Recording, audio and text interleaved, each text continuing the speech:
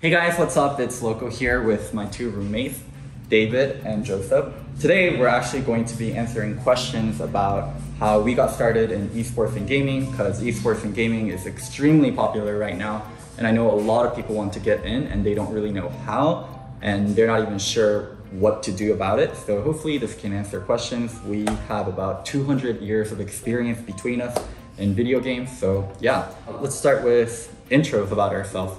So for me, I've been a professional player in both Korea and North America. After that, I was a head coach.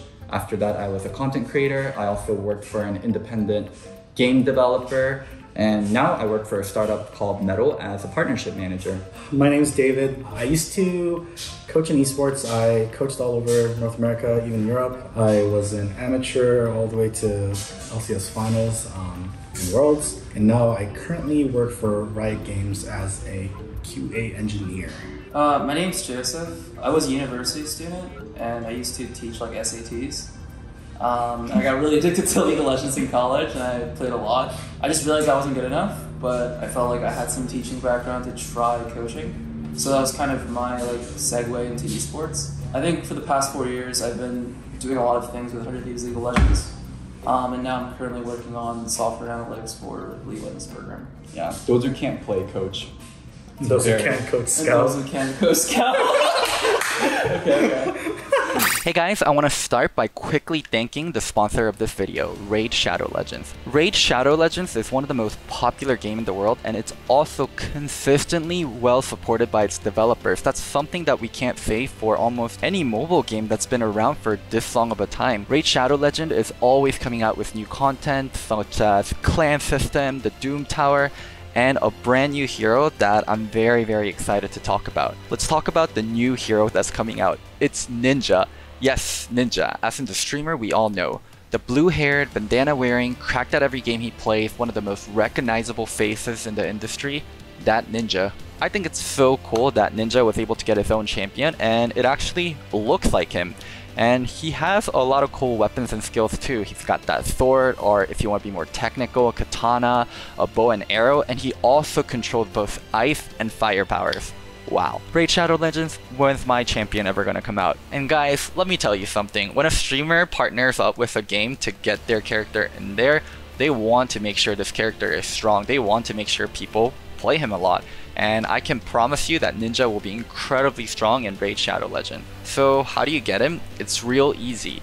You just log in and play 7 days in a row and you're going to be able to get Ninja. He's a super duper limited edition character. He's only going to be around until October 15th, so you still have plenty of time to get him, but you must log in and play 7 days and you can have Ninja. But that's not all, folks. If you use the link down in the description or the QR code that you can see right here, you're going to be able to get additional goodies on top of that. The new players using the link or the QR code are going to be able to get Chonaru, who is amazing in Doom Tower, and 200k silver, and 1 XP boost, and 1 energy refill, and 1 ancient shard, so you're going to be able to summon a cool champion for yourself. So what are you waiting for? Download Raid Shadow Legends, use my code, or use that QR scanny thingy. You're going to get Ninja, you're going to get Chonaru, and you're going to get all the other goodies I mentioned, and it's only going to be available in your inbox for the next 30 days once you use my code and you are a new player. It's that easy, and thank you again for Raid Shadow Legends for sponsoring this video.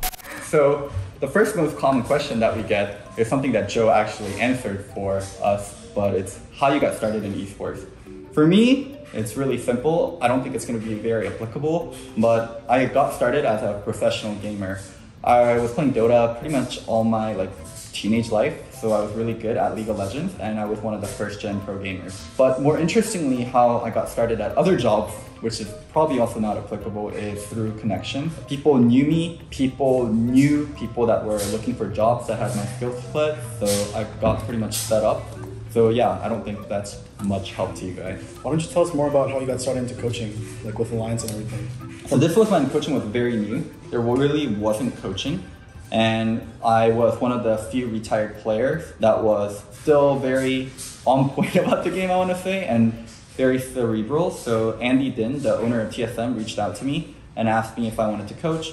Oh, but before that, Froggen from Alliance also reached out to me and asked if I wanted to coach. So I was just deciding between both. So you were one of the first to do those who can't play coach. Yeah, I was one of the first to do that. I see. For me, I had a more natural, like a streamlined approach. I peaked at around like 200 to 300 LP. Like I went through the hell of D1 99 LP back in the days when clamping was a thing. But I used to coach basketball in high school, and I played high school varsity basketball. And with being a decent enough League of Legends player and having enough knowledge and having a coaching background for multiple years and being bilingual, Team Liquid had a job posting at the time and they posted it. I applied. I interviewed well, and if you know anything about Team Liquid or Steve, he's someone who is a very good salesman. So he kind of told me that like, oh, hundreds of people applied and I've interviewed hundreds of people, but you're one of the few chosen. I know how esports does their processes now. I think there were hundreds of applicants. I don't think Steve, a CEO level of a major company, interviewed hundreds of people. Yeah, that's how I kind of got my first job into esports, which is coaching Team Liquid Academy. Yeah, I was actually one of the people that influenced his hiring. They showed me I think 3 different profiles of people for academy teams, or 3 different resumes. And I was like, oh, this guy is Korean and speaks English. And he's pretty good at League of Legends. And then I think I might have had a call with you. Did I even have a call with you before we hired you? That was for the LCS team. I got hired for the academy team a little bit before you got to TL. But yeah, I was on site with you. We were in one of the players' bedrooms talking on the mattress. Okay. And that's how I got to meet you. Great story. For people nowadays looking into getting into gaming and esports, what would be your advice to them? Honestly, I feel like for esports jobs, they're pretty saturated, right? Like, I feel like for coaching roles, it's like there's so many people with years of experience, and you're competing with those people and ex-pro players who want to transition into coaching. And a lot of the logistics operations jobs also have people that already have years of experience. So I think that's a pretty saturated market, but I think there's a lot of room for people to come to gaming. What about for other roles on esports teams? Like there's going to be marketing, there's going to be project management, there's going to be social media. I guess social media is definitely an area where organizations still have a lot of room to grow. But I think in terms of marketing and things like that, I would say that's more like tailored towards the gaming sector, for sure. Okay, your answers suck, so I'll try to add on to it. If you want to get started in esports or gaming, and you're looking into any of these sectors that Joe mentioned, other than coaching is really, really saturated and it's really hard to get into. You need to provide value for the team. Like you do need to go through the whole resume process, but I think it's really important that you do everything possible to show that you can provide value and reach out proactively. You can do the whole resume thing. You can use Hitmarker and other gaming, esports, job search websites, but ultimately, the best thing to do is show how you can provide value and reach out to people directly.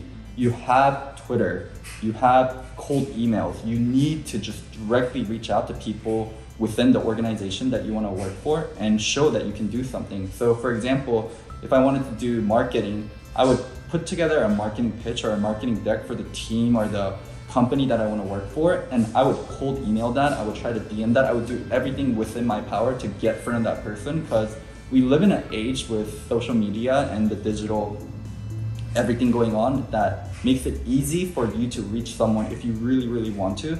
And yeah, having someone that DMs me their work, having someone that DMs me how they're gonna do their job and how they're gonna provide value to my company or the organization I'm at, it's gonna make them stand out versus where I put together a job listing and then I get 100 different applicants. Dunk, the TSM social media manager, got started in a weird.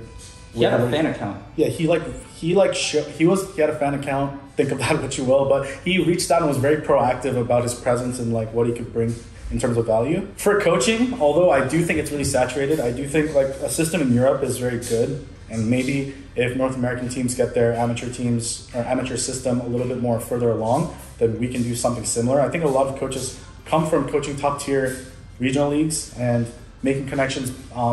I think to be a good coach at the start, you should be high enough elo. I think Diamond is already a low baseline, but if you're Masters Tier Plus and you study the game, research the game a lot, you can be a good enough coach in terms of game knowledge.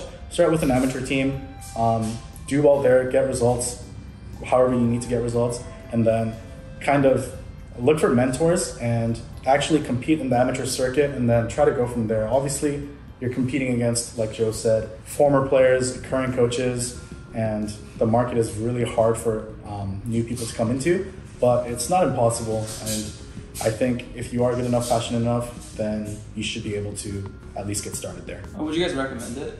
Coaching? Coaching, I mean, if you're really passionate about coaching, then sure, but it's such a grind, and we all have our own experiences with coaching. I think some of us are jaded about it, so I don't want to shit on someone's dreams. If they're really, truly passionate about coaching, then you should go coach if that's what's going to make you happy. But yeah, don't do it for the glory of like, oh, I'm going to coach a top team and win a championship. You can have that as a goal, but that goal is just so far away, and there's so many steps that you need to take to get there. Yeah. A huge topic is, it's not what you know, it's who you know. How relevant do you think that is in the esports and the gaming space? I think it's pure, like, I would say like 89% connections. It's like, I don't know, it's like ridiculous. Like, I feel like during my coaching career, like I was like in a pretty big slump. And the way I got the 100 Thieves jobs was because Blake, who was like one of the initial investors, he knew Ed Chang, who was one of the 100 Thieves people back then. He eventually went to do like stuff at EA, but he worked with one of my investors at like a former agency before like ETA existed. And that like initial connection was how I was able to get like a foot in the door with 100 Thieves. And like, I think every single job prior to that wasn't me like cold emailing somebody or sending out like the decks like you said, but like just having connections and being able to showcase value there, right? I think if you're able to get someone to rep that you were valuable at like your previous job and you get an intro that way, I think it's a lot more meaningful and you get like a much better platform to actually show your value that way. I mean, I had no connections. I interviewed with Mark and Steve. Passed my interview, did really well. But you know people nowadays like that are trying to get into esports? Like, would you say connections are that important? Connections are key. Who you know is, I would say, more important than what you know, especially with some of the people that are hired. But so who you know is a lot more important than what you know, in my opinion. I don't think that's just for esports. I think that's for a lot of business and a lot of sectors in general, especially in tech. Making sure that you build good connections, making sure you do good networking. This is all key. So I think this is more applicable for people who actually got their foot in the door. Make sure that whenever you're working for a company, you are building great connections with your coworkers, building a good network and system around you, so that you just never know when that connection could lead into something greater for you down the line. When I was job searching, I applied to a lot of different places and I used my connections a lot. Every time I used a connection, I skipped like 2 to 3 interviews that I needed to take. And I was one step away from getting hired at so many places. Like, yeah, connections are pretty much endgame when it comes to esports and gaming, because it's such an insulated industry, and it's also a very new industry in a lot of ways. Maybe gaming, not so much, but compared to other more traditional jobs, still way so. So yeah, when the industry is pretty young and there isn't a lot of great ways to judge candidates, someone giving you that recommendation, someone saying, oh yeah, that person's good, oh yeah, you should hire that person, actually goes such a long way. Last question, do you think working in esports and gaming is worth it? Yeah, I think for me, it's just about like, I think you said it before, it's like finding something you're passionate about and being able to make that your career or something that's like really rewarding. I do think that is like working in esports is definitely glorified to a certain extent, because once you do work in it, a lot of that like extreme or glory behind it goes a little bit away, but it is definitely rewarding. And I think at our core, like all of us are competitors, so still being a part of like the esports scene and still watching competes, like it still like brings a lot of joy to like my everyday. Really? I don't think it's brought a lot of joy for you. Like, we're doing pretty well this year, so yeah. Previous years there hasn't been a lot of joy, but things are turning around now. For me, I do think it's been worth it, but I think your mileage may vary. I think both me, David, and Joe all have gotten very lucky. We've had 6-digit salaries for such a long time, almost like a year or two after getting started, you know, for almost all of us. And I think we've been really fortunate. We got into esports and gaming at the right time. We made the right connections, and nowadays I feel like our future is just so bright because we're so entrenched in the industry and we're already kind of part of it. We know the people that needs to know, like we all have our own accomplishments. But I think for people coming in, it's going to be very, very grindy. I think a lot of people see like the social media following, a lot of people hear about the salaries, a lot of people hear about the attention and the lifestyle. Sure, those are actual benefits, but very few people get to enjoy those benefits. And you also don't get to hear about the people that failed, people that grinded their early 20s away and they have nothing to show for it. They go back to college, they work a regular job. They're 30-year-olds starting entry-level jobs. So there's definitely a dark side to esports and gaming that a lot of people don't get to see, and something to consider. It's like every other industry, there's a lot of competition and only few people really do succeed, and you only really get to see the people that succeed, and you just rarely hear about all the bad shit that happens. We're only gonna hear about like all the success stories, but I will say there is a huge opportunity cost in working in gaming or just the entertainment industry itself. Just knowing people from the music industry or like acting industry as well. It's just, obviously there's a lot of hype and a lot of benefits that go along with it, but there's a reason why the job pays the way it pays. It's a very hard job, it's a very taxing job. If I had to do it over again, I would definitely do it again for sure, but it's not as easy or as glamorous. A job is still a job, you still have to fulfill your duties. There's still a lot of stress that goes behind competing, bringing results. It is definitely rewarding, but it's not easy. So make sure that you're fully invested. Make sure that you do have a little bit of a cushion, and whether that cushion in terms of resources, whether that be time or money, or like a path back into whatever your backup option is, before you kind of want to fully pursue this in full send. Well, thank you guys so much for watching the video. It should have our social handles at the top. Follow our Twitter, Insta, leave us comments, let me know what you guys want to see more.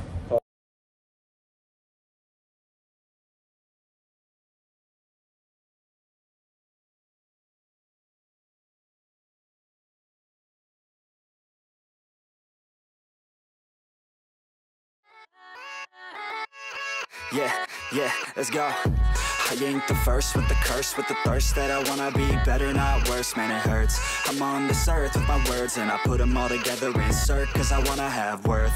Working hella hard till they put me in the dirt. Gonna go far, man, listen to my words.